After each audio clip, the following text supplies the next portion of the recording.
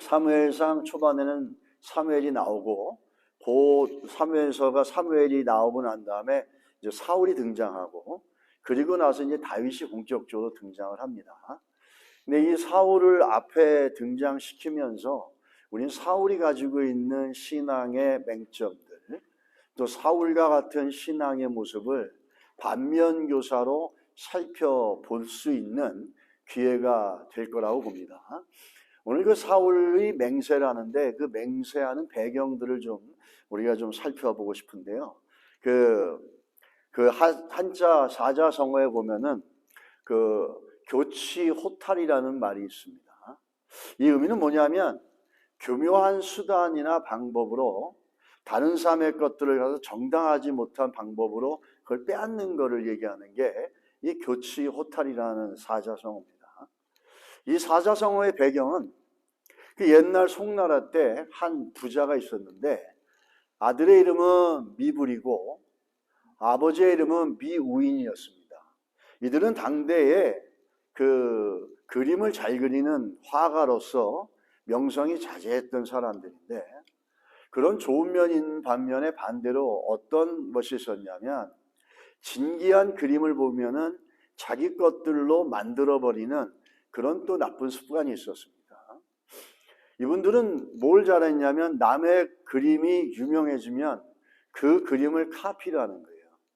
그거 갖다 모사라는 겁니다. 똑같이 그려내는 겁니다. 그러고선 진품은 자기가 갖고 그 가짜로 자기가 그린 거를 다른 그 사람에게 주는 겁니다.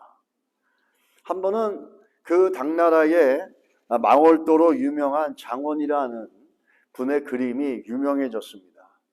그러자 그 아버지 미우이는 그분에게 가가지고 그 그림을 좀 빌려달라고 그럽니다. 보겠다고. 그 빌려온 그림을 갖다가 망월도를 며칠 동안 그걸 똑같이 베껴가지고 진품은 자기가 갖고 자기가 그린 가짜를 이 장원이라는 화가에게 되돌려 준 겁니다. 이게 장원이라는 화가는 원체 그림에 뛰어난 사람이었습니다.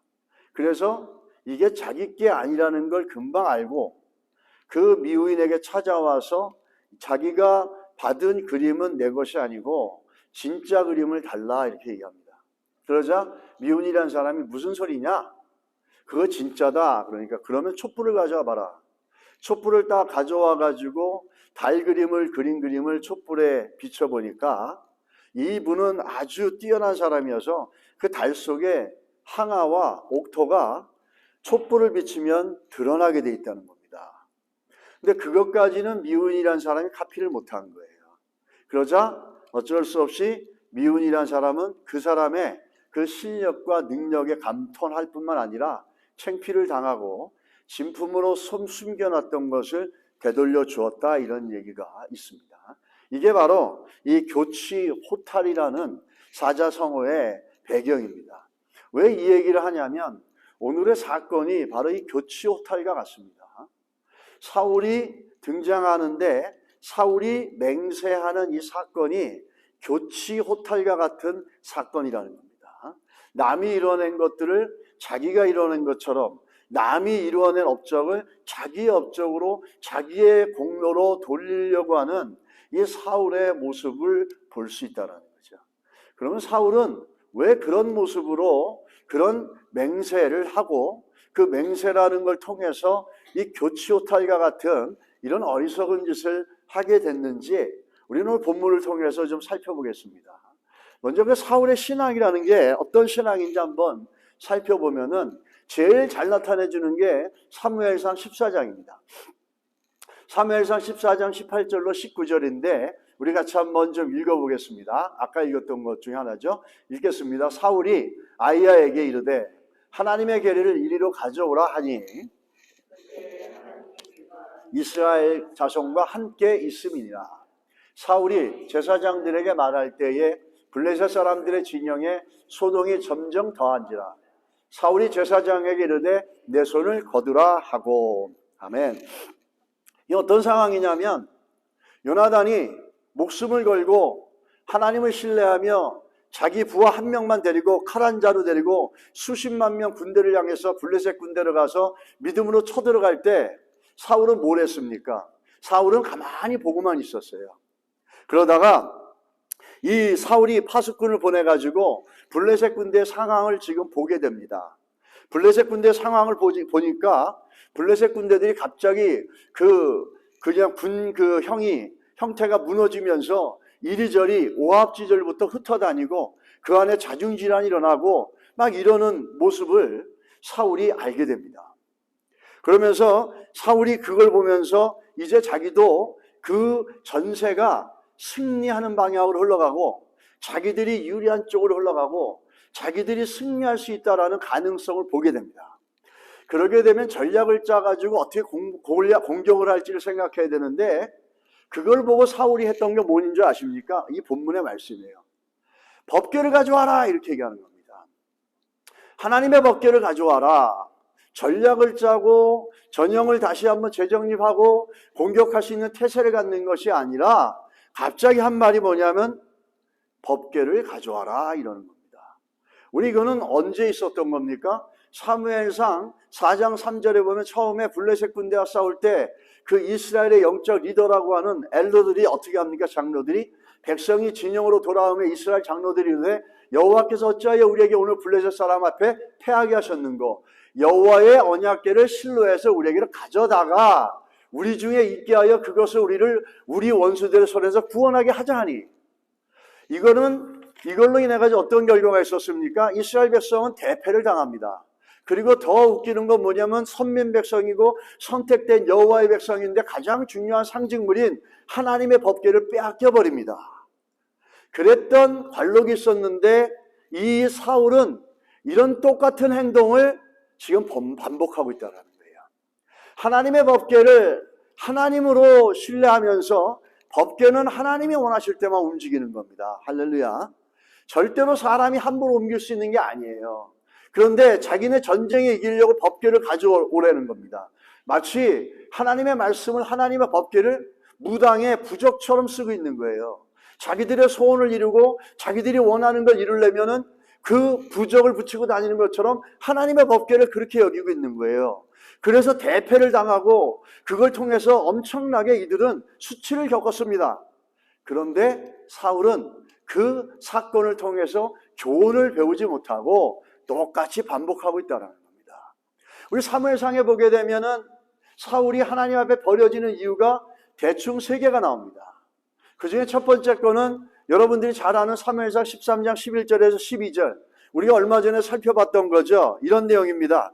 사무엘이 이르되 왕이 행하신 것이 무엇이냐 하니 사울이 이르되 백성은 내게서 흩어지고 당신은 정한 날 안에 오지 아니하고 블레셋 사람의 믹마스에 모였음을 내가 보았으므로 이에 내가 이르기를 블레셋 사람들이 나를 치러 길갈로 내려오겠거늘 내가 여호와께 은혜를 간구하지 못하였다 하고 부득이하여 번제를 드렸나이다. 이 사울은 상황이 어려워지고 사람들이 자기에서 떠나니까 사람들의 마음을 잡으려고 어떻게 합니까? 하나님이 기다리라 그러는데 기다리지 않고 자기 마음대로 하나님이 정해놓은 법규를 깨버리고 자기가 번제를 드립니다. 뭐 이런 거죠. 왕이 드리면 어떻고 제사장이 드리면 어떠냐? 아무거나 드리면 아무나 제사만 드리면 되지 않겠느냐? 그러나 항상 예배는 뭐가 있죠? 하나님이 정해진 법규와 질서를 통해 드립니다. 그게 신령과 진정입니다. 그런데 그걸 무시해버리고 자기 마음대로 해버리고 어떻게 합니까? 내가 하나님 앞에 은혜를 구하는 걸 잊어버렸습니다. 그래가지고 결과적으로 어떻게 되죠? 사람의 마음을 잡으려고 급해가지고 이렇게 했는데 하나님의 말씀도 명령도 어겨버리고 하나님으로부터 버림받고 사람들로부터 버림받게 되어집니다. 이게 첫 번째 이유였어요. 두 번째는 오늘 우리가 읽었던 사무엘상 14장 18절부터 19절의 말씀이에요. 그게 뭐냐면은 바로 사울의 믿음의 모습이에요. 사울의 믿음의 모습이 어떤 믿음의 모습이었냐라는 거죠. 하나님을 섬기는데 하나님을 어떻게 신뢰하고 하나님을 어떻게 믿느냐라는 겁니다. 우리는 하나님을 인격적으로 믿는 겁니다.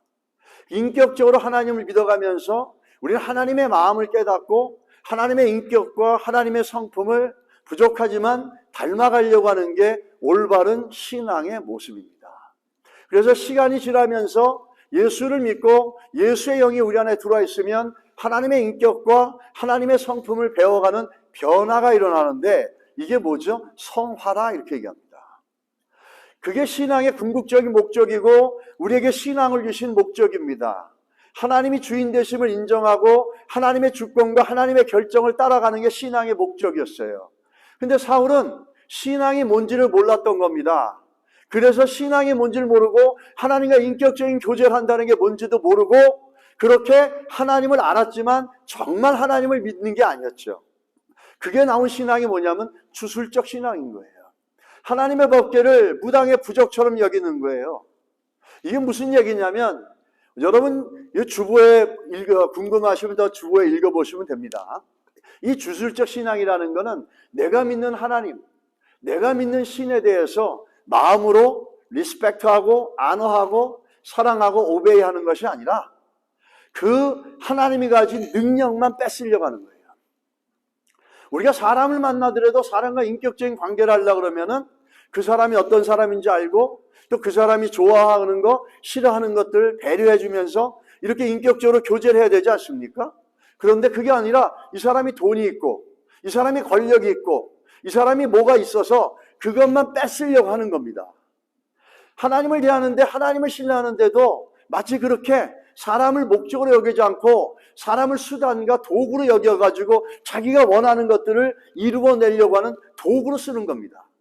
주술적 신학이란 건 대표적으로 그런 겁니다. 하나님이란 분을 인격적으로 신뢰하고 섬기고 그분을 따라가며 그분이 원하지 않는 걸 하지 않고 그분이 원하는 것에 순종하며 하나님이 내 인생의 주인 되시고 내 인생의 모든 것들을 하나님의 주권과 결정 가운데 그분의 뜻이 무엇인가를 고민하면서 그 뜻대로 살려고 하는 그런 인격적인 신앙의 모습이 없는 거예요. 그냥 뭐죠? 하나님은 전능하시고 하나님은 능력이 있으니까 하나님은 치료해 주신다니까 하나님은 해결자시니까 이 능력만 뺏어서 자기가 원하는 걸 성취시켜 나가려고 하는 겁니다. 이게 주술적 신앙이라는 거예요. 사울이 가지고 있는 맹점이 이거였죠. 이게 두 번째 이유였습니다. 이 두 번째 이유 때문에 사울은 하나님으로부터 버려질 수 있는 상황이 되어진 겁니다. 세 번째 이유는 우리가 이제 다음에 또 나옵니다. 이렇게 되어지는데 이 주술적 신앙의 대표적인 것들을 보여주는 게 어떤 거냐 하면은 여러분 그리스 로마 신화 아실 겁니다. 제우스 신도 나오고 무슨 신도 나오고 뭐 많이 나오지 않습니까?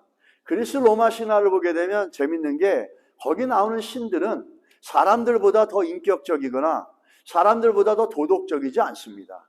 어쩌면 사람들보다 더 횡포가 심하고 사람들보다도 더 사악한 부분이 있습니다.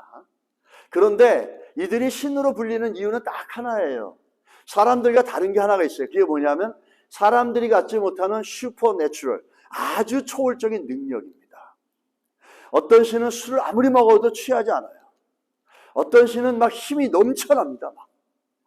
이렇게 인격적인 건 없고 그 사람들이 가지고 있지 않은 힘과 능력만 가지고 있는 게 그리스 로마에 나오는 신들입니다. 그 신들과 하나님을 비교하면 안 되는 겁니다. 세간에는 그렇게 하는 경우가 있는데 그거는 정말 잘못된 사람들이 하는 거죠. 이 그리스 로마 신화에 보면 사람들이 어떻게 하는지 아십니까? 그 신의 능력을 뺏으려고 저 신이 원하는 게 뭘까? 그래서 그 신이 원하는 게 뭘까? 그 신에게 마음에 들게 해가지고 그 신의 능력을 쓰려고 이런 것도 하고 저런 것도 합니다. 그게 우리 한국의 문화나 동양권에는 비슷한 게 있죠. 바로 무속신앙입니다. 무속신앙이라는 거는 신이 누군지 상관이 없어요. 신이 누군지도 상관없고 내가 누구를 믿는지 상관없고 어떻게 하죠? 내가 원하는 것만 이루어주면 되는 거예요. 이게 도덕적인 것도 상관없고 이게 비인격적인 것도 상관없습니다. 이게 사람과 사람 관계에서 서로에게 인격적인 관계 교제 상관없어요. 그저 내가 원하는 것만 이루어내면 되는 거예요. 국회의원 선거에 당선만 되면 되고 취직 잘하면 되고 좋은데 시집가고 장가가면 되는 거고 내가 원하는 대학 가면 되는 거고 내가 원하는 거 이루기만 하면 되는 거예요. 그래서 예전에 보게 되면 이런 거 많이 보잖아요. 시골에 가다 보면 돌 쌓아놓고 또 큰 느티나무 같은 데다가 막 줄 해놓고 지나가면서 절하고 가고 뭐 기도하고 가고 그럽니다. 또 어떤 경우는 밤마다 뒤에 뒷밖에서 일어나셔서 정한수를 떠놓고 새벽에 목욕 재배하고 그 새벽에 추운 데도 나와서 기도합니다. 우리 아들 대학 좋은 데 가게 하고 취직 좋은 데 가고 뭐 군대에서 잘 해결하고 나오고 누구 어떤 신인지도 몰라요. 내가 누구를 믿는지도 몰라요. 상관없어요. 어떤 신이든 언노운 가시든 아는 노운 가시든 상관없어요. 어떤 신인지 내가 지극정성으로 이렇게 지금 정성을 들이고 있으니까 내 소원만 들어주면 되는 거예요. 거기서 나온 유사한 단어가 있죠. 지성이면 간천이라고 합니다. 이 지성이면 간천이라고 지성을 드리는 거예요. 정성을 들여가지고 하는 거죠. 왜? 이렇게 정성을 들이고 헌신하고 수고하면 어떤 신이 기뻐가지고 즐거워서 이것을 좋게 여기고 나의 소원을 이루어 줄까 하는 겁니다. 이게 무속신앙의 기반이 있는 거죠. 여러분, 바울의 신앙이 이와 같았다는 겁니다. 이와 같은 신앙에 표면적으로 드러난 게 뭐냐면 바울의 맹세였어요. swear 이렇게 그 하나님 앞에 한 게 아니라 사람들 앞에 그 외식적인 그 맹세를 하게 되는 겁니다. 근데 이 맹세할 때가 언제냐면 사무엘상 14장 23절로 보게 되면 이렇게 나와 있죠. 여호와께서 이스라엘을 구원하심으로 전쟁이 승리로 나가고 있다는 거예요. 지금 하나님이 역사해 주셔서 전쟁이 다 이겨가고 있어요. 그런데 이 사울이 그 상황에서 어떻게 하냐면 맹세를 합니다. 왜 맹세를 했을까? 사울이 사무엘상 14장 16절 19절에 보면 파수꾼이 블레셋 사람들이 이절에 흩어지는 것을 보았고 블레셋 사람들이 진에서 소동이 점점 더한지라 우리가 지난주에 봤던 거죠. 그러면서 막 흩어지고 자중질환이 일어나는 걸 보면서 야 이제는 이게 이길 수 있겠구나. 적진이 지금 스스로 무너지고 있구나. 스스로 자기 안에서 분열되어져서 자기 동료들끼리 쳐 죽이면서 막 그 생각지도 않았던 알지도 못했던 이스라엘 백성들이 여기저기서 막 나오면서 블레셋 안에서 블레셋 사람들과 같이 살던 노예인지 어떤 사람인지 모르지만 이 사람들이 막 나오면서 갑자기 이스라엘의 군사력이 확 커지면서 이들은 자중질환이 일어나고 막 흩어지고 도망가는 겁니다. 사울이 생각하죠. 아, 전쟁은 이기고 있다는 거죠. 근데 그 전쟁이 누가 이기겠습니까? 여호와가 이기고 있어요. 하나님이 이기고 있었다는 거예요. 어떻게 해서 이겼습니까? 요나단의 믿음의 발자국을 통해서, 요나단의 믿음의 결정을 통해서, 그래서 하나님께서 지금 전쟁을 승리를 이끌어가고 있었어요. 그런데 이 상황에서 같이 합류해서 나가는 게 아니라 정작 이런 상황이 되니까 어떻게 합니까? 맹세를 합니다. 이스라엘 백성들에게 맹세를 시킵니다. 금식을 해라! 이렇게 얘기하는 거죠. 정작 믿음이 필요할 때 어떻게 했죠? 한 나라의 왕으로 하나님이 세우셨을 때 선택된 이스라엘 백성들의 왕들은 왜 세웠습니까? 하나님 앞에 순종하며 이스라엘 백성들을 하나님의 길로 순종하며 이끌어가는 게 왕의 목적이었어요. 근데 자기가 그런 위기 상황에 믿음으로 나가야 될 때는 가만히 있고 요나단이 나가서 전쟁을 승리로 다 이끌어 나가니까 그때 가서 어떻게 하죠? 맹세를 합니다. 왜 맹세를 할까요? 금식을 해라! 굉장히 경건해 보이잖아요. 하나님을 향해서 뭐 대단한 걸 하는 것 같잖아요. 근데 바로 이게 뭔 줄 아십니까? 아까 우리가 살펴봤던 사자성어 교치 호탈입니다. 사무엘이 요나단이 목숨을 걸고 칼 한 자루 갖고 자기 부하 병사와 수십만 명이 되는 블레셋 군대로 하나님의 은혜, 하나님이 함께 하시면 우리가 이긴다고 하면서 하나님의 인도하심을 구해가면서 적진을 들어가지 않았습니까? 그렇게 목숨을 걸고 들어가며 결정해야 될 때 이 사울은 비겁하게 그냥 가만히 있었어요. 왕인데도 불구하고. 그런데 지금 전제가 역전이 되고 이스라엘이 이겨가니까 어떻게 하는 겁니까? 맹세를 해버리는 거예요. 왜 하는 거죠? 이 전쟁의 승리가 자기로 말미암아, 자기의 믿음으로 말미암아 되어졌다라고 하는 것을 모든 백성들에게 인식시키기 위한 겁니다. 이 전쟁은 누구 때문에 승리를 가고 있었습니까? 요나단의 믿음이었어요. 요나단이 믿음으로 목숨을 걸고 쳐들어가서 여호와 하나님을 신뢰하며 나가서 그렇게 적진을 향해서 전세를 갖다가 하나님께서 승리를 이끌어 주셨는데 그 믿음으로 말미암아. 근데 어떻게 하죠? 그 전쟁의 승리가 자기로 말미암아 되어진 것처럼 보이게 하려고 한 게 뭐죠? 하나님을 향해서 금식하자. 이렇게 얘기하는 겁니다. 아무도 먹지 마라. 이런 외식적인 맹세. 그 배경에는 이 사울이 가지고 있는 신앙의 가장 뿌리가 뭐죠? 바로 주술적 신앙입니다. 믿음이 뭔지도 모르고 왜 하나님이 이스라엘의 백성의 왕으로 세웠는지 그 목적도 모르는 겁니다. 그저 자기가 원하는 것만 이루면 되는 거예요. 요나단이 믿음으로 다 승리해 놓은 것들을 자기가 한 것처럼 알리기 위해서 맹세를 시키고 맹세를 선포하며 금식을 하라 그러는 겁니다. 그럴 필요가 없었다는 거예요. 이미 전세는 역전이 돼 있고 숫자에 상관없이 요나단이 어떻게 합니까? 여호와께서 함께 하신다면 이 여호와의 구원은 사람의 숫자에 있지 않다라고 하면서 달려 들어갈 때 자기는 어떻게 했습니까? 한 나라의 왕이 가만히 있고 하나님 앞에 은혜를 구하지도 않고 기도하지도 않고 멍하니 있다가 이제 모든 것들이 승리로 가니까 그걸 자기의 영광과 자기의 영예로 돌리려고 명세를 시작하며 이스라엘 백성들에게 금식을 시키는 겁니다. 그래서 이 요나단의 승리를 자기 거로 돌리려고 하는 교치호탈이라고 하는 이런 모습이 사울 안에 있다는 겁니다. 우리는 우리를 하나님께서 하나님의 백성으로 세우신 것을 알고 하나님이 우리에게 믿음을 주신 그 목적이 무엇인지를 안다면 우리는 사울과 같은 삶에서 벗어날 수 있을 줄 믿습니다. 사울의 이 외식적인 맹세, 사람에게 보이려고 그러고 자기의 영광을 위하고 자기를 위한 이 외식적인 신앙, 이 주술적인 바탕의 신앙의 뿌리에서 나온 외식적인 맹세, 외식적인 금식력, 외식적인 이 믿음, 이거는 이스라엘 백성들에게 엄청난 고통을 갖다 줬어요. 이 외식적인 신앙의 맹세의 결과가 뭐였습니까? 이스라엘 백성을 피곤하게 하였더라 이렇게 얘기합니다. 하나님의 공동체, 하나님의 백성이라고 그러고 성경에 보면 나의 백성, 나의 백성이라고 늘 얘기하십니다. 그러면서 솔로몬도 그렇고 주의 백성을 잘 다스리게 하기 위해서 나에게 듣는 마음 지혜를 주십시오 이렇게 얘기합니다. 근데 이 하나님의 백성을 고통스럽게 하고 지금 피곤하게 하고 전쟁에 마무리할 때 어떤 겁니까? 지금 전쟁에서 기가 막힌 승리하고 있잖아요. 중과부적의 열쇠 속에서 하나님의 능력으로 말미암아 승리로 나가고 있는데 기뻐해야 될 때 어떻게 합니까? 외식적인 맹세라는 사울 때문에 온 이스라엘 백성들이 피곤합니다. 타이어한 게 아니라 디스트레스, 굉장히 고통스럽다라는 거예요. 하나님은 승리를 주고 기쁨을 주셨는데 이 외식적인 신앙의 리더 때문에 사울 때문에 다들 고통스러워하는 거예요. 어쩔 때 보면은 하나님 우리에게 기쁨을 주시는데 하나님보다도 더 시리어스하고 하나님보다 더 심각한 사람들이 있어요. 그게 믿음이 좋은 줄 알아요. 노노노노노.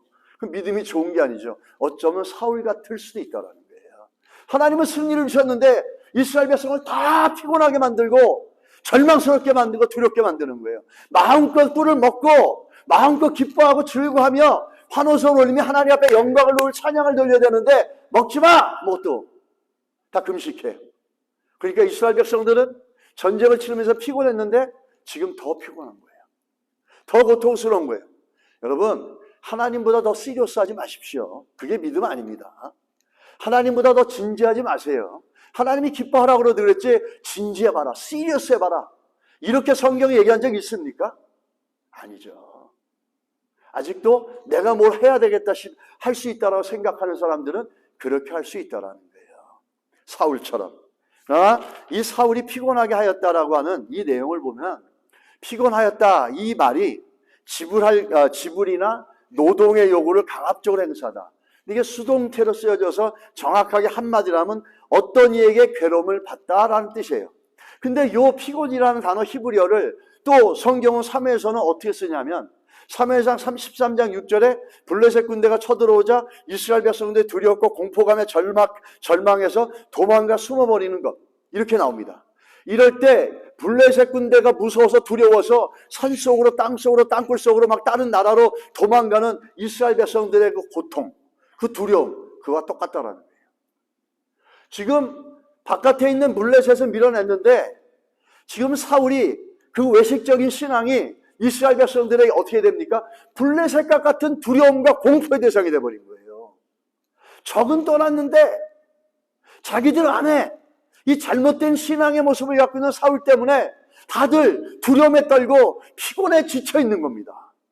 특별히 또 여기서 맹세시켜 경계하다 이런 말은 그냥 맹세를 시키다 맹세를 한다 이런 말이지만 그 한 점 차이로 다른 맥락에서 학자들은 어떻게 해석하냐면 그가 어리석은 짓을 저질렀다 이렇게 얘기하는 겁니다. 이스라엘 백성들에게 금식해라 이렇게 맹세를 하고 맹세를 하라고 하는 것은 그 행위를 뭐라고 성경을 얘기하면 그가 어리석은 짓을 저질렀더라 이렇게 얘기하는 겁니다. 하나님은 기쁨을 주고 즐거워하라고 승리를 주는데 자기는 사람들을 고통스럽게 만들고 피곤하게 만드는 거예요. 이게 신앙이 좋은 척하는 사울과 같은 모습이라는 겁니다. 여러분, 우리 안에 이런 모습에 스스로 속지 마시기 바랍니다. 하나님 감사하라 그랬고 기뻐하라 그랬고 항상 기도하라 그랬어요. 늘 기도하고 하나님을 향해서 우리의 눈을, 우리의 믿음을, 우리의 생각을 집중하고 있다면 우리는 늘 기뻐할 수 있고 감사할 수 있을 줄 믿습니다. 하나님 감사하라 그랬지 시리어스해라, 진지해라, 이걸 외식적인 신앙이라는 거죠. 왜? 지금 하나님이 하시는 걸 보세요. 승리를 주셨지 않습니까? 이스라엘 백성에 놀라운 승리를 주셨어요. 그런데 이스라엘 백성들은 어떡하죠? 사울의 외식적인 신앙 때문에 피곤해, 고통스러워, 아주 힘들어, 두려움에 절절 떨고 블레셋 군대만큼 똑같이 자기들의 생명을 위협하는 것 같은 위협하는 고난과 힘들과 공포감이 오는 거예요. 이 외식적인 신앙은 공동체 안에 이런 문제를 갖다 줍니다. 자유하고 기뻐하는 신앙들은 같이 기뻐하게 만들고 같이 자유하게 하지만 이런 외식적인 신앙은 그 틀 속에 맹세를 시키고 억지로 금식을 시키며 피곤하고 지치게 만든다는 겁니다. 우리는 기뻐하고 자유하고 안식의 복이 있어야 될 줄 믿습니다. 이 사울과 이 요나단의 신앙은 굉장히 다릅니다. 사무엘상 13장 24절에 보면은 내가 내 원수에게, 14장 24절이죠. 내가 내 원수에게. 지금 사울이 하는 얘기예요. 자, 맹세하자. 금식해라. 그래 놓고 어떡하죠? 내가 내 원수에게 보호하는 데까지. 이 전쟁이 자기가 컨트롤할 수 있다고 생각하는 거죠. 이 전쟁을 자기가 해결할 수 있다고 생각하는 거예요. 그러면서 그 원수를 내가 이길 때까지 너희들 금식해라, 먹지 말라 이렇게 얘기하는 겁니다. 이 사울이 가지고 있는 개념 뭐죠?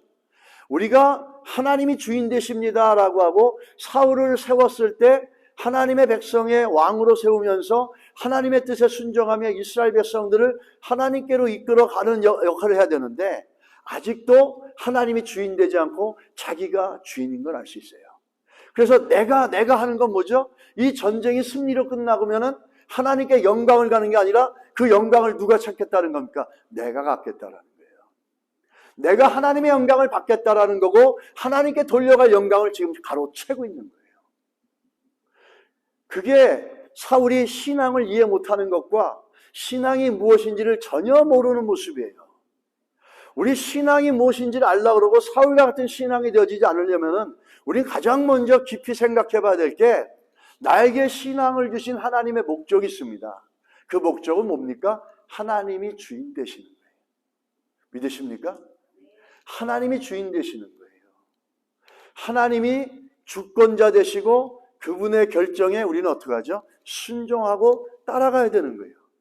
주인이 안 바뀌니까 신앙생활이 어려운 거예요. 주인이 안 바뀌니까 말씀이 안 들어오는 거예요. 주인이 안 바뀌니까 하나님의 말씀이 불편하고 짜증스러운 거예요. 주인이 안 바뀌니까 변화가 없어요. 성장이 없어요. 맨날 그 모습 그대로 살아가요. 주인이 안 바뀌었는데 신앙의 근본적인 목적, 우리에게 믿음을 주신 근본적인 목적이 뭔지를 모르는데 어떻게 하나님이 원하는 뜻 가운데 순종해 갈 수 있겠습니까? 성경에는 사울과 다윗을 얘기하지만 어떻게 보면 신앙생활하는 데는 성도는 두 부류인 것 같아요. 사울과 같은 사람, 다윗과 같은 사람. 우리가 어느 쪽이 될지는 오늘 말씀을 통해서 반면교사의 역할을 하는 사울을 통해서 잘 살펴보시기를 주의 이름으로 축복합니다. 그러면서 사무엘상의 14장 6절에 보면 요나단은 뭐라 그럽니까? 내 원수라고 얘기하잖아요. 이 할례받지 않은 자들아. 할례받지 않은 자들은 뭐죠? 하나님을 모르는 자들아. 하나님의 백성이 아닌 자들아. 너희가 하나님의 백성을 공격해 왔을 때 여호와의 구원은, 이 전쟁의 승리는 누구에게 있다고 하는 거죠? 하나님께 있다는 거예요. 내게 있다는 게 아니에요. 사람의 많고 적음에 달려있지 않다라는 겁니다. 가끔 가다가 우리 교회 성도님들이 많이 빠지면 이제 걱정이 돼서, 목사님 이번에 많이 빠져요, 이번 주에 많이 빠져요. 그러는데 저는 많이 빠져도 상관없습니다. 많이 있으면 더 좋겠지만 우리 드리는 근본적인 예배는 사람의 적고 많음이 필요 없습니다. 사실은 우리가 드리는 거는 하나님 앞에 드리는 거지, 사람이 적고 사람이 많다고 해서 예배가 더 잘 드려지고 사람이 적다 그래서 예배가 힘없습니까? 그건 문제가 있는 거죠. 예배의 근본적인 목적과 정신을 모르는 거죠. 사람이 많든 적든 간에 우리의 포커스는 뭡니까? 하나님이라는 거예요. 요나단은 할례받지 않은 자들이요, 하나님을 모르는 너희들이 어떻게 하나님의 백성을 쳐들어왔느냐. 이 전쟁은 그러므로 인해서 내가 하는 게 아니라, 우리가 하는 게 아니라 여호와 하나님이 하시는 거다. 그러면서 여호와의 구원은, 하나님의 승리는, 전쟁의 승리는 하나님께 달려있는데 사람이 많고 적은 게 아니고 핵무사일이 있고 없고가 아니라 하나님이 결정하신다는 겁니다. 이건 우리 신앙생활에 너무너무 중요한 거죠. 눈에 보이는 대로 가는 게 아니라 우리가 그렇게 되면은 사울처럼 살아갈 수밖에 없어요. 그러니까 요나단은 그 신앙의 근본적인 목적이 무엇인지를 잘 믿고 있었고, 눈에 보이는 게 아니라 늘 하나님께 초점을 맞추고 있으니까 사람의 많고 적음이 전혀 그에게는 영향을 못 줬다는 거예요. 그리고 이런 믿음의 모습으로 살아가시기를 예수 이름으로 축원합니다. 돈 때문에 못하는 게 아니라, 사람 인맥이 없어서 아니라, 구원이, 승리가 어디서부터 나오는지를 모를 때, 믿지 못할 때 우리는 전쟁에 이길 수 없습니다. 이기시는 여러분 되시기를 예수 이름으로 축원합니다. 그러면서 뭐라 그러냐면 사무엘상의 14장 24절에 이렇게 하죠. 아무 음식물을 먹는 사람은 저주를 받을지어다. 이 여기서 말하는 저주는 이런 겁니다. 하나님이 사람에게 명령을 내렸는데 그 명령을 지키지 못할 때 나오는 퍼니시먼이에요. 이 얘기는 무슨 얘기냐? 사울은 자기가 말하는 것을 하나님의 권위만큼 높이고 있다는 거예요. 자기가 말하는 걸 지키지 않으면 저주를 받는다 그러는 것을 하나님의 권위만큼 자기를 올려놓고 하나님의 권위와 동등하게 자기의 말의 권위를 높이고 있다는 거예요. 이건 엄청난 문제죠. 이건 엄청난 문제죠. 왜죠? 마귀들의 속성이 뭡니까? 하나님과 같이 되려고 하는 거잖아요. 마귀들의 속성이 뭐냐면, 마귀들의 속성은 교만이에요. 그 교만의 대표적인 게 뭐냐면 하나님과 같이 되려고 하다가 저주를 받아서 이 땅으로 버려진 게 마귀들의 시조 아닙니까? 마귀들은 어떻게 합니까? 아담과 하와를 갖다가 범죄시킬 때도 뭐 이거 먹으면 죽는다 그랬느냐? 그러다가 결국은 죽지 않을 것이다 라고 말씀을 트위스트 시키죠. 그리고 나서 뭐라고 또 얘기합니까? 이들에게 절대 죽지 않는다 그러고, 왜 하나님이 이 선악과를 먹지 말라 그랬는지 아니? 그렇게 되면 너희들이 하나님같이 될까 봐, 그게 시기심과 질투심 때문에 하나님이 먹지 말라 그런 거야. 근데 이걸 먹으면 너희들도 이제는 반대로 어떻게 되죠? 하나님처럼 된다는 거죠. 근데 그게 거짓이었잖아요. 보암직하고 먹음직하고 지혜롭게 만들 것 같았지, 보암직하고 먹음직했지 사실은 아니잖아요.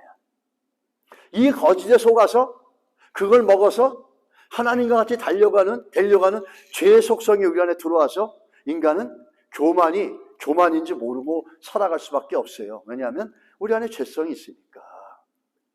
자기가 하나님같이 되는 줄 알고 하나님의 같은 권위로 자기를 지금 백성들 앞에 올리고 있는 겁니다. 누가 주인인지를 모르는 거죠. 여러분, 우리의 삶은 어떤지 살펴보시기 바랍니다. 내 가정, 내 삶의 주인은 누구고, 내 직장, 내 사업장의 주인은 누구고, 우리 교회의 주인은 누구인지 우리가 이게 분명하게 되어지지 않으면 예배자가 될 수가 없습니다. 예배는 뭐죠? 주인이 누구인지를 고백하는 겁니다. 내 인생의 주인이 하나님이신 걸 고백하는 거예요. 그래서 6일 동안 열심히 일하고 주일날 아침에 나와서 예배 드리면서 그럼에도 불구하고 내 육체도 내 영혼도 내 인생도 모든 게 하나님이 주인이십니다. 그 선하시고 좋으신 하나님이 주인이십니다. 하나님의 선하시고 좋으신 뜻 가운데 우리의 삶을 이끌어 주십시오라는 거죠. 이 주인됨에 바뀌지 않으면 예배는 예배자가 될 수가 없습니다. 오늘 여기에 나온 여러분들 하나님이 주인 되심을 고백하셔서 그 주인이 주시는 은혜와 복들을 여러분의 삶 가운데 넘치게 얻어가시기를 바랍니다. 이 자기가 중심이 되어져 있는 모습을 이 사울은 그대로 보여주고 있습니다. 사울이 그대로 되어지니까 항상 주인이 바뀌지 않으면 말씀 중심, 예배 중심, 교회 중심 되지가 않습니다. 주인이 바뀌어졌다는 걸 볼 수 있을 때 말씀 중심, 예배 중심, 교회 중심이 되어져 갈 수 있다는 거죠. 우리 이 모습을 좀 보면서 이 맹세라는 거 참 무서운 거죠. 어떻게 보면요. 이 맹세에 대해서 예수께서는 뭐라고 말씀하시는지 한번 보시기 바랍니다. 마태복음 5장 34절로 37절입니다. 결론은 도무지 맹세하지 마라. Never, never, never, ever swear. 절대로 맹세하지 말라는 거죠. 34절에 보면 나는 너희에게 이르노니 도무지 맹세하지 말지니 하늘로도 말고 이는 하나님의 보좌입니다. 땅으로도 하지 말라 이는 하나님의 발등상이다. 다 하나님 안에 있다라는 거예요. 굉장히 이 얘기가 중요하죠. 네가 맹세한다는 것은 하나님이 하늘에도 하나님의 보좌가 있고 땅에도 땅도 하나님의 보좌인데 이 하나님이 주인 되신다는 것을 인정하지 않는 거잖아요. 너희는 그 안에 있는 피조물 뿐이지 우리가 맹세한다고 미래가 결정되는 게 아니라는 거죠. 이 사울의 맹세의 가장 맹점이 뭔지 아십니까? 맹세는 미래를 위한 것입니다. 근데 마치 자기의 능력과 힘으로 미래를 만들어 갈 수 있을 거라고 사울이 착각한 거죠. 주술적인 신앙은 외식적인 맹세가 나오고 그 외식적인 맹세 속에는 하나님과 같이 되려는 교만함이 있고 그 교만함은 뭘 또 얘기하고 있습니까? 오늘 본문에 미래도 내가 할 수 있다라고 생각하는 거죠. 그러다 보니까 맹세를 하는 겁니다. 그래서 하나님 뭐라고 하죠? 네가 하늘로 두고 맹세해봤자 거긴 나의 보좌가 있고 땅으로 맹세해봤자 거긴 내 발등상이다 이렇게 얘기합니다. 내 손을 벗어날 수가 없다라는 거죠. 모든 것은 하나님이 결정하신다는 거고 모든 것은 하나님의 주권과 통치 가운데 있다는 건데 네가 그걸 인정을 안 하기 때문에 지금 맹세라고 한다는 겁니다. 예루살렘으로도 하지 말라 이는 큰 임금의 상이다. 너희가 보고 있는 도시 예루살렘 너희들의 인생 그거 하나님이 다스리고 통치하는 것이라는 겁니다. 내 머리도 하지 말라 이는 내가 한 터럭도 희고 검게 할 수도 없다. 우리가 우리 머리 하얗게 할 수 있습니까? 까맣게 다시 바꿀 수 있습니까? 우리는 아무것도 할 수 있는 게 없어요. 너희는 그저 뭐라 그러냐면 눈앞에 있는 일에 대해서 옳다 아니다 아니다라만 얘기하라는 겁니다. 이해하라 이에서 지나는 것은 악으로부터 나느니라. 하나님이 주인 되심을 모르고 있는 신앙은 뭐죠? 미래도 내 능력으로 될 줄 압니다. 그러나 믿음으로 꿈을 꾸고 하나님을 신뢰하면서 소원을 갖고 꿈을 꾸고 나가는 건 이것까지 잘못됐다고 얘기하는 건 아닙니다. 그러나 하나님의 주인 되심을 인정하지 못하면서 나오는 헛된 맹세들, 내가 할 수 있다고 생각하고 나오는 이 사울과 같은 이 맹세들, 우리는 우리 미래를 바꿀 수 없습니다. 왜죠? 미래는 하나님의 손 안에 있다는 거예요. 근데 미래에 대해서 내가 이렇게 하겠다 저렇게 하겠다 우리 한다는 건 하나님의 주권을 인정하지 않는 거죠. 하나님의 권위를 우리는 어떻게 보면 월권하는 겁니다. 우리가 미래에 대해서 너무 많이 걱정하는 거, 우리 미래에 대해서 많이 걱정하는 거, 이것도 뭐죠? 미래는 하나님께 속해져 있습니다. 그 얘기는 무슨 얘기입니까? 미래는 하나님께 속해 있고 하나님의 주권과 그분의 결정에 대해서 우리가 월권할 수 있다는 거예요. 미래를 너무 걱정하는 것도 문제고 또 미래에 대해서 내 능력으로 뭐든지 할 수 있다고 생각하는 것도 그것도 다 어디서 나오는 겁니까? 하나님이 우리의 주인 되심을, 주권자 되심을 신뢰하지 못할 때 우리는 이런 헛된 맹세가 나온다는 겁니다. 그래서 예수께서 뭐라고 그러죠? 너희 눈앞에 있는 것만 예스면 예스, 아니면 아니라고 그러지 너희가 한치의 머리도 자라게 할 수 없는 너희가 어떻게 미래를 만든다 그러고 미래도 다 모든 게 하나님의 것인데 그렇게 할 수 있냐라는 겁니다. 우리는 오늘 우리에게 주어진 삶 가운데 성실하게 최선을 다해서 믿음으로 나가는 것, 이것이 결국 뭐죠? 미래로 연결되어지는 겁니다. 여기서 지나는 것은 뭐라 그럽니까? 성경의 악이라고 얘기하는 거죠. 이 참 심각한 얘기죠. 아니, 미래에 내가 이거 하겠다 저거 하겠다는 게 왜 그게 악입니까? 악이라는 거죠. 왜? 미래는 하나님의 주권에 달려 있으니까, 하나님의 결정에 달려 있으니까. 너무 걱정하는 것도 하나님의 주권을 인정하지 않는 거고, 하나님이 주인 되심을 인정하는 것도 아니고, 또 너무 내 힘으로 하겠다고 하는 것도 동일한 죄라는 겁니다. 여러분, 하나님이 주인 되시는 삶을 갖고 미래를 맡기시기 바랍니다. 걱정하는 게 아니라 미래를 맡기시기 바랍니다. 그분께 믿음으로 맡기시기 바랍니다. 그 주인 되심을 인정해 나가시기 바랍니다. 그리고 우리가 오늘 보면서 또 한 가지 재밌는 거는, 이 사람이 살아가면서 미래 걱정할 수 있죠. 그런데 정말 우리가 미래를 걱정하고 미래를 잘 살아가려면 오늘 눈앞에 있는 것들을 예스 아니면 예스, 노 아니면 노, 예스와 노를 잘 해야 된다는 겁니다. 킴 익스라는 분이 있었는데, 그분은 어떤 분이었냐면 나이 3살 때 6.25 전쟁 때 피난 가다가 인민군 포격에, 그 포격으로 인해서 눈을 잃게 됩니다. 처자를 이끌고 굶기를 방먹듯 하면서 피난길로 가던 아버지는 좌절해가지고 이 온 가족을 달려오는 트럭에다 집어넣고 집단 자살을 하려다가 구사일생으로 살아납니다.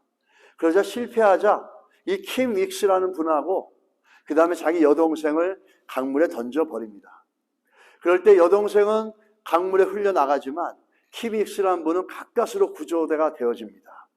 그리고 구조가 되어진 다음에 월드비전 장애자 고아원에 위탁되어져서 홀트 양자회의 주선으로 10살 때 1957년 미국 인디아나주 데이턴에 독실한 크리스찬 집안 홀트 친구인 조지 윅스 부부의 추수감사절날 그 입양이 되어집니다.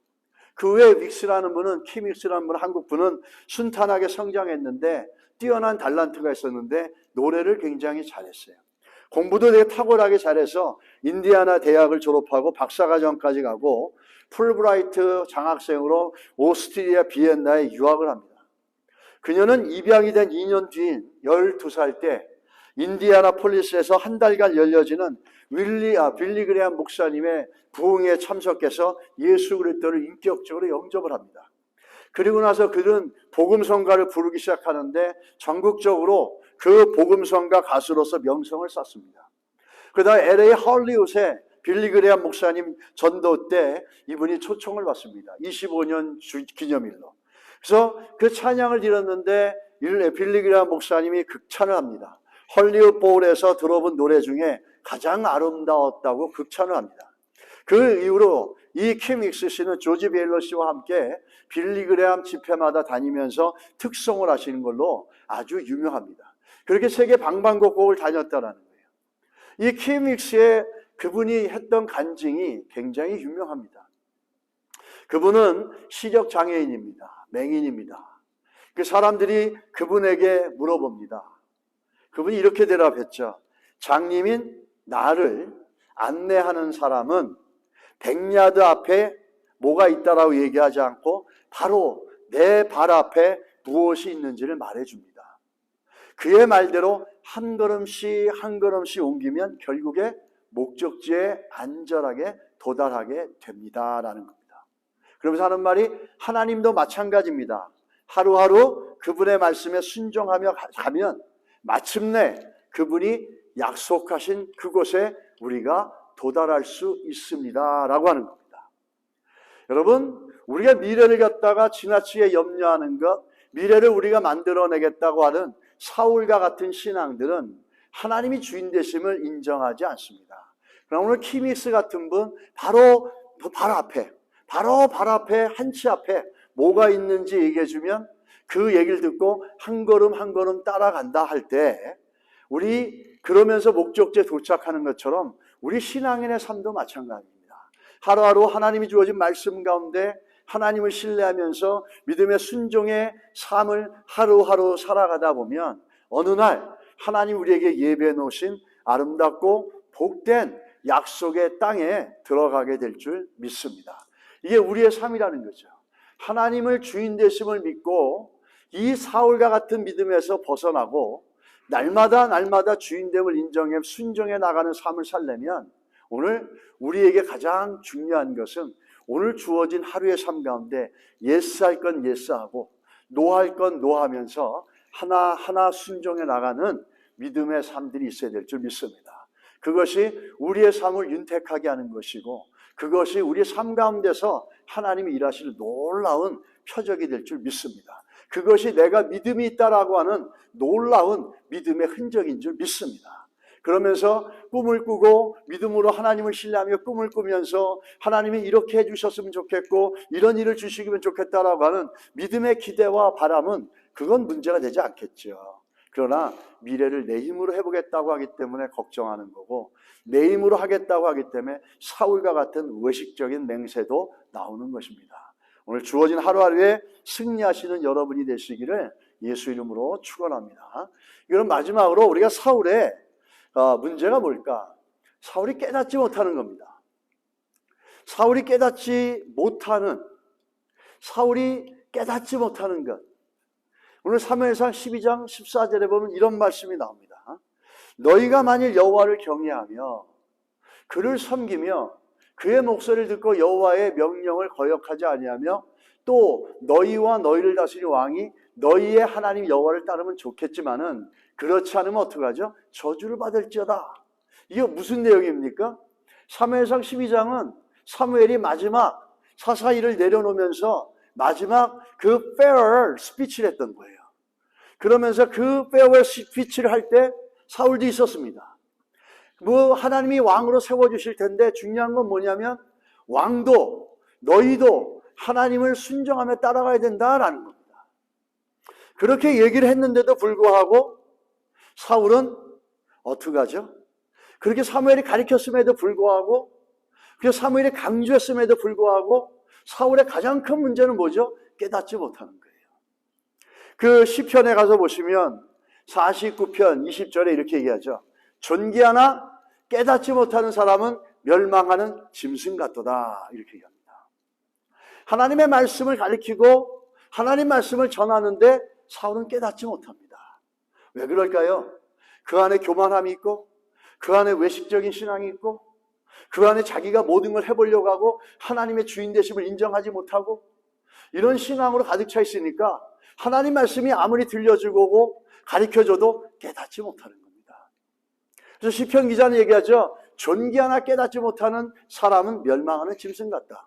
인간이 짐승하고 다른 게 뭐냐면 가르치면 들을 줄 알고 또 가르치면 깨달을 줄 아는데 그거를 모르면은 짐승과 같다 이렇게 얘기하는 겁니다. 이 문제는 사울의 문제가 아니라 신약의 누구의 문제로 나오냐면 바리새인들의 문제입니다. 바리새인들의 문제가 뭐였을까요? 지금 오늘도 본문 마가복음 8장 14절로 21절에 보면 제자들이 떡 가져오기를 이즘에 배에 떡 한 개밖에 그들에게 없더라. 예수께서 경고하여 이르시되 삼가 바리새인의 누룩과 헤롯의 누룩을 주의하라. 아니 지금 배를 타고 가는데 다 여기 있는 인원들이 먹을 만큼 충분한 떡이 없는 거예요. 그 떡을 걱정하고 있는데 예수께서 뭐라고 하세요? 바리새인 그들에게 야 너희들 바리새인과 저 헤롯의 누룩을 조심해라 이렇게 얘기합니다. 이게 무슨 연관이 있냐라는 거죠. 제자들이 그러자 수근수근거립니다. 우리에게 떡이 없는데 지금 무슨 말씀하시는 겁니까? 그러니까 예수께서 하시고 이르시되 너희가 어찌 떡이 없음을 수근거리느냐? 아직도 알지 못하며 깨닫지 못하느냐? 너희 마음이 둔하냐? 아직도 깨닫지 못하느냐? 아직도 너희 마음이 둔하느냐? 누구를 겨냥해서 하는 얘기죠? 바리새인과 이 헤롯의 누룩입니다. 그러면서 그 다음에 뭐라 그럽니까? 너희가 눈이 있어 보지 못하고 귀가 있어도 듣지 못하며 또 기억하지 못하며 누구를 얘기하는 겁니까? 이들은 지금 이스라엘 여기 제자들은 떡 문제를 얘기하는 거예요. 아니 우리가 지금 떡이 없어요. 밥을 먹어야 되는데 그런데 예수님이 그들을 리마인드 시켜줍니다. 내가 떡 5개를 갖고 몇 명을 먹였어요? 5,000명을 먹이지 않았느냐. 그러고도 얼마가 남았냐? 12광주리가 남았다라는 거예요. 그것도 7개를 갖고 몇 명을 먹였느냐? 4,000명을 먹였다라는 거예요. 그리고 몇 광주가 남았냐? 7광주리가 났다는 거예요.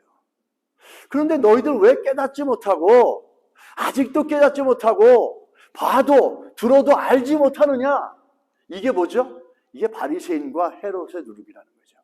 아무리 얘기하고 아무리 전하고 아무리 기적을 보여줘도 깨닫지 못하고 또 다른 어나더 미러클을 보여달라고 이렇게 얘기합니다. 이게 바리새인들이라는 거예요. 바리새인들의 가장 큰 문제점이 뭐였냐면 봐도 깨닫지 못하고 들어도 깨닫지 못하는 거예요. 그 아둔한 마음. 너희들 그 누룩을 조심하라는 거죠. 이걸 오늘 본문하고 연결시키면 뭐라고 얘기하시죠? 그런 사울적인 믿음을 조심하라는 거예요. 사무엘이 아무리 얘기해도 깨닫지 못하는 거예요.